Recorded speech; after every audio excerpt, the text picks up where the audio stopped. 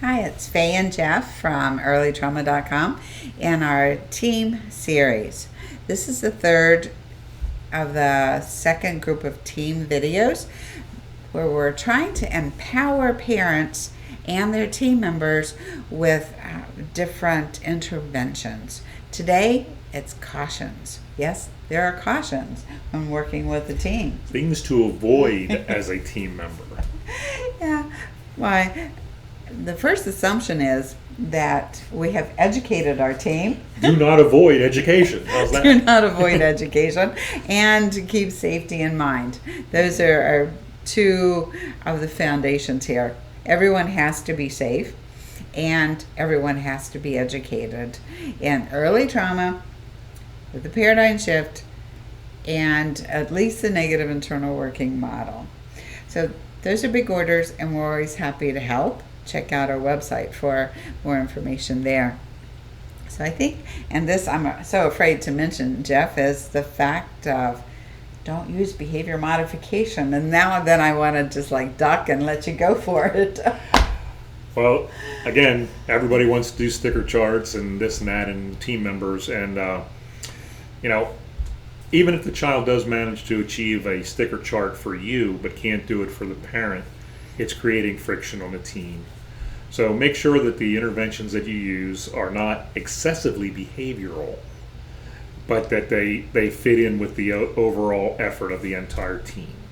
Yeah, I've seen many team members get very frustrated. They'll start some kind of behavioral program and they'll have a success for given, some days it's even 3, 4, 5, or some weeks 3 or 4 or 5 days, and then they get really frustrated on why isn't the child achieving the next step, and they'll start pushing and driving the child to do that. And of course it's like pulling a mule or something. The kid sits down and doesn't make any more progress, and then there's a lot of conflict. And of course, in the beginning, in the honeymoon stage with a sticker chart, when it works for a couple hours or a couple days, then there's that tendency to look back at mom and go, see, you were wrong. So you end up sending those you suck messages to mom. Yeah, and I think that leads us into the next point of don't be critical of the parents. We're trying to break the second of the negative internal working model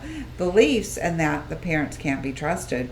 And as soon as you start criticizing the parent, you have now just destroyed your ability to change the child's internal working model. When you start criticizing the parents, you've joined with the child's hurt part, and now you're actually making that part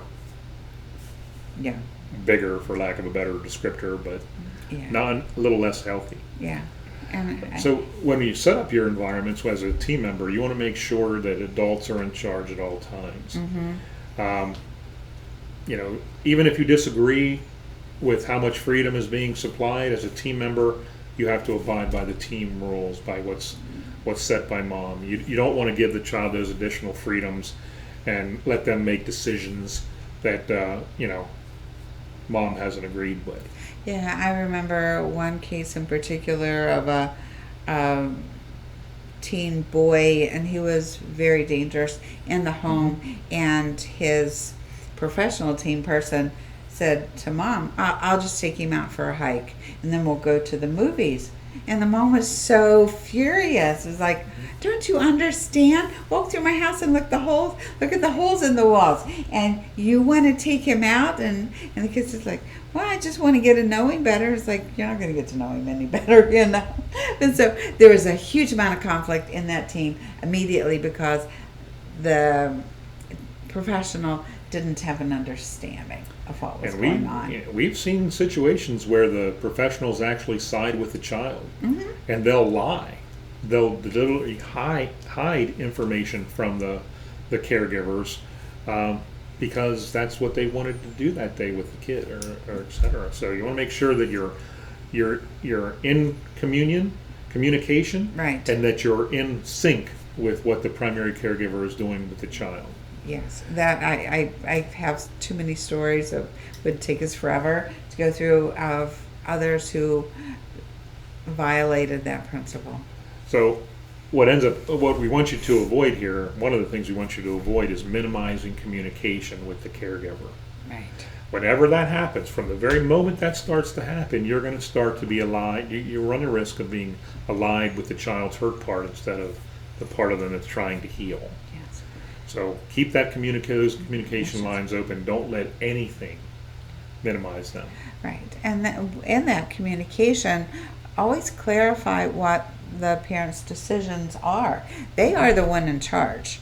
You know, the child may try to convince you a number of different ways. Of course, mom said I can go here, or if I don't need to wear my tennis shoes, mom said it's fine. I can wear my flip flops. You know, check them things out. The parents are in control, no matter what. Even the professionals. Mm-hmm. Okay. The bottom line is the primary caregivers, the parents who are trying to do the work of providing a healing environment for this child. They need to be the ones making the decisions. We as professionals cannot make those decisions separate from them, No. you know, and then try to drag the parents along eventually. Yeah. Another one that's along the lines of decision making, the good things need to be seen by the child as coming from the parents. Yeah. You know, as in that professional who wanted to take the kid to the movies and out for a hike.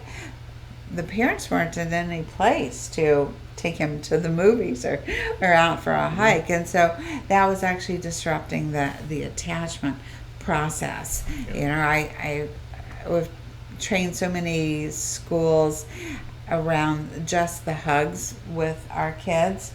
The parents are the ones who provide those things.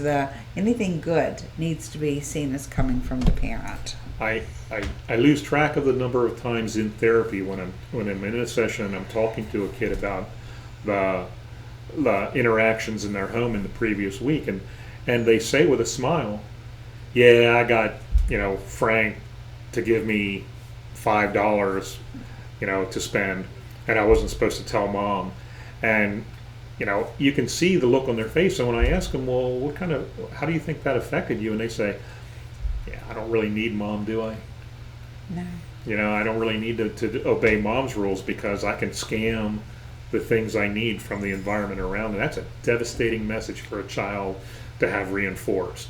I don't need a primary caregiver. I can scam what I need from the people around me. And so with that, be careful and don't be drawn into the child's negativity. That our kids operate on a negative internal working model, and that it's called the parallel process transfers to the people in the child's environment. Limbic brains are wired to harmonize, and it can happen to us. None of us are insulated enough to keep that from happening. So we have to watch so we don't go down the same road. Yep. Don't be drawn into that negativity.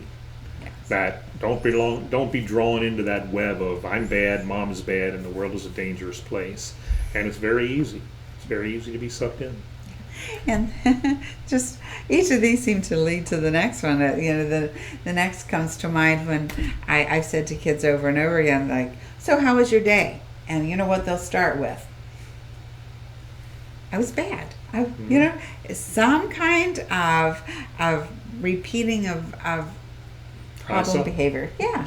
Some demonstration of I suck or mom sucks or the world is a dangerous place. It's all negative, and it's easy to be drawn into. Yeah. Now this next one here is my weakness. Oh yeah, what's that? Don't use anger and sarcasm. Okay? It just does not work with traumatized kids. They don't get the sarcasm, they don't get the humor in the early stages anyway, and the anger just reinforces the "you suck" message, and we don't want to do that. Yeah. So we also have to watch out for the kids' passive aggressive behaviors. You know, they go fishing, they pull us in, and then there's some kind of sucker punch that goes with it, and you feel like a yo-yo all day long. Come in, go away, come in, go away. And we really have to pay attention to those little things and keep ourselves very grounded and aware of what's going on. We've seen professional teachers who when we sit down and talk to them about what the child is doing, and they look at you and are frustrated. It's like, I don't know what to do. I can't do this because he has this feeling, and I can't do this because of that. And the web of passive I know. behaviors around the teacher is so tight, they feel like they can't do anything. Right. If you're working on one of these teams and you feel like, oh my God, there's nothing to be done here, you're probably being sucked in and entangled by the passive. You can't do this because of that. Yeah. So this whole list are cautions. So the next caution is very much about the child's hardwiring to being hypervigilant. If there's too much input, whether it's through the ears, through the eyes, through the skin, that child really could dysregulate quickly. So to pay attention to what's happening in the environment. If you've taken the child to a noisy place, a place with a lot of visual stimulation, if there's too many people touching, there's a really good chance the child will dysregulate. Some of the worst problems that people have had are places like Disney World, or even one family was in an aquarium, that there was too much going on in the environment.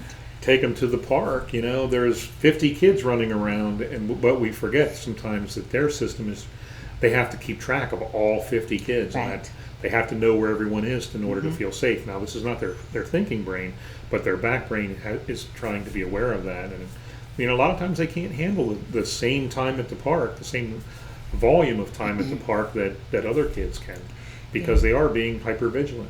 I was working with a little boy the other day, and he could only maintain maybe 10 minutes away from his parents before he needed to go check in again.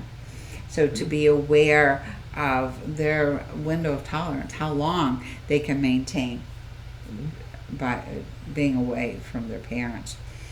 So with all that said, it's easy for us to lose our patience with these kids. If you need it said clearly, don't lose control of yourself. No.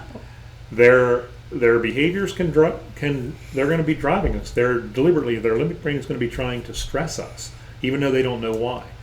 We have to, in order for that, we have to be very aware of our own emotional condition and make sure that we have enough strength and control over ourselves that we're not going to lose it. Yeah. And lastly, watch your team members, that they don't have these little coalitions and cliques and divide, because it's really easy to, as we just said, lose the patience with the kids, even lose the patience with the parents, because some days we feel totally insane too. And look at me. Yeah. Watch those little cliques, like you said. Your Aunt Henrietta and I were talking, and we think maybe you should. Okay. Yeah. We were talking. It's on the side. Yeah. And the triangulating behaviors of the children, they foster these things. Oh, they do. So we have to make sure that we're all staying together, and communication throughout the whole team is paramount. Yeah, because healing is the goal of this whole process. And our kids can't heal if the adults are losing control of themselves, if they're not having the empathy for the kids that they need, if they're criticizing the parent. There's all of these pieces that's going to at least give a setback or destroy the healing process. Yep. And as team members, we need to be aware of them. Yes. And as parents and primary caregivers, we still need a team member. We still need team members. So the intentional effort, time, and energy needs to be applied to keeping your team healthy. Setting it up and then keeping it healthy. Yes. Well, thank you for watching. Hopefully these videos and the handouts will be helpful.